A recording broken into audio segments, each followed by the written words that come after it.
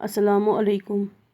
मैं रुखसाना अमीन, teacher UPS Arampura. आज मैं क्लास 6 को पढ़ाने जा रही हूँ प्रीपोजिशंस। सबसे पहले आता है प्रीपोजिशंस ऑफ प्लेस।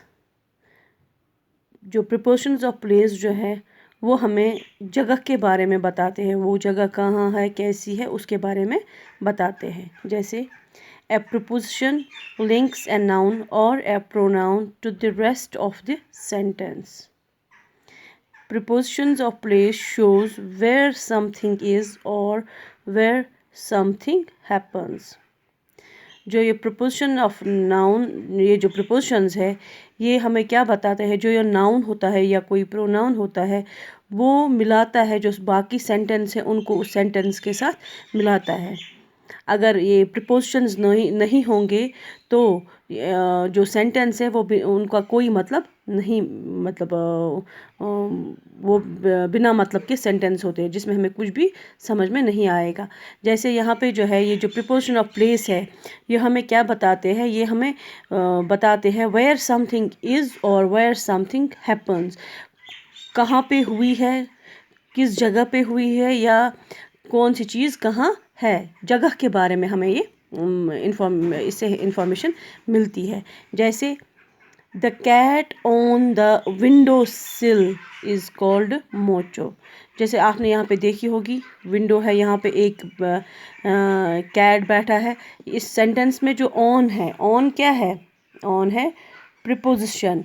जैसे अगर हम ऐसे ही बोलेंगे the cat the window sill is called Mocho, इस सेंटेंस में आपको कोई मतलब आपको लगता है ये परफेक्ट सेंटेंस है?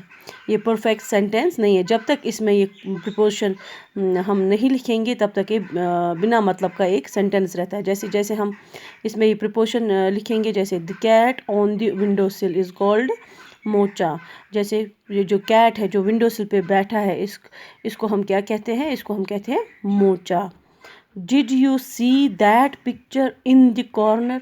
अगर हम बोलेंगे सीधे he did you see that picture the corner, इसमें कोई मतलब नहीं आता है, हमें समझ मतलब ये परफेक्ट सेंटेंस नहीं है। जैसे ही हम इसमें प्रीपोजिशन लिखते हैं तो ये कंप्लीट सेंटेंस बनता है। जैसे did you see that picture in the corner, क्या आपने वो पिक्चर देखी है जो कॉर्नर पे है? वहाँ पे हमें जगह मेंशन हुई है, कॉर्नर कहाँ पे है? कॉर्नर पे। तो यहाँ पे हमें वो प्रीपोजिशन ऑफ प्लेस जो है उसके बारे में पता चलता है। इसी तरह से life under the sea is beautiful. समंदर के नीचे जो लाइफ है वो बहुत खूबसूरत है। अंडर जो है वो क्या है? वो है प्रीपोजिशन। तो ये जो प्रीपोजिशन ऑफ प्लेस है हमें जगह के बारे में बताते हैं, और जो प्रीपोजिशंस है ये प्रोनाउंस या नाउन्स को जो बाकी सेंटेंस होता है उनको मिलाता है। तो ये जो प्रीपोजिशंस है इनसे एक सेंटेंस जो है वो मीनिंगफुल सेंटेंस बनता है। तो इसके बाद आता है दूसरा वाला प्रीपोजिशंस ऑफ टाइम, जो हमें टाइम बताता है, वक्त के बारे में बताता है। जैसे prepositions of time tell us when something takes place. Preposition of time जो है वो हमें बताता है कि किस वक्त पे कोई काम हुआ है, किस वक्त पे किसी ने कुछ किया है, क्या हुआ है, क्या किसने किया है, वक्त के बारे में हमें बताता है।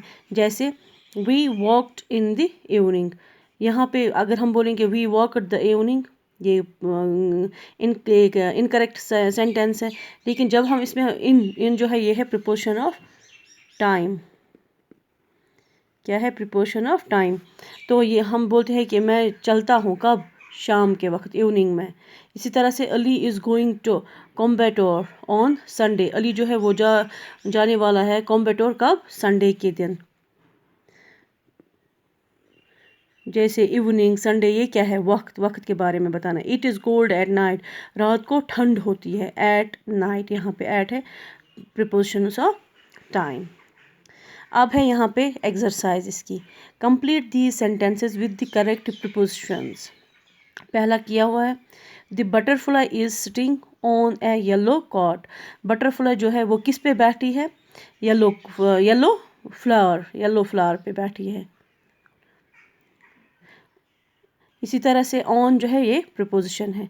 दूसरा है अली वेक्स अप वक्त के बारे में, यहाँ पे है जगह के बारे में, यहाँ पे है वक्त। तो Ali wakes up dash 7 o'clock every morning. यहाँ पे क्या आएगा, ऑन 7 o'clock के एट 7 o'clock, यहाँ पे आएगा एट 7 o'clock। फिर है मीना इज स्टैंडिंग, अंडर आएगा कि ऑन आएगा। मीना बैठी है ट्री के ऊपर, कि मीना ट्री के नीचे बैठी है, मीना बैठी है ट्री के नीचे, अंडर द ट्री। जगह के बारे में बोलना। Grandmother takes a short nap, on the afternoon आएगा कि in the afternoon, in the afternoon. जब हम वक्त के बारे में है तो वहाँ पे हम यूज़ क्या करते हैं, in, on, at. The boys are swimming, कहाँ पे करते हैं swim, the boys are swimming on the river कि इन द रिवर आएगा। इन जो है वो हम करते हैं जगह के बारे में भी और ये टाइम के बारे में भी, इन द रिवर। बॉयज़ जो है वो स्विम कर रहे हैं किस में, रिवर में। तो इतना आप लोगों को समझ में आएगा। इंशाल्लाह नेक्स्ट में हम इसके बारे में और पढ़ेंगे। Thank you.